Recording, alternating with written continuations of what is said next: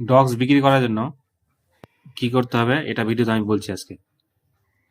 তো প্রথমে আমাদের ওয়ালেট তো ডগসটা দিয়ে দিয়েছে, ডগসে এখানে ঢুকবো, এখান থেকে ওয়ালেটে ঢুকবো।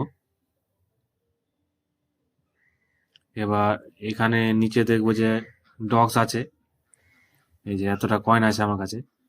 তো আমি এক্সচেঞ্জে এখান থেকে, এই যে এখানে এক্সচেঞ্জ লেখা আছে, যে এখানটা এক্সচেঞ্জ লেখা আছে উপরে, এখানে যাব।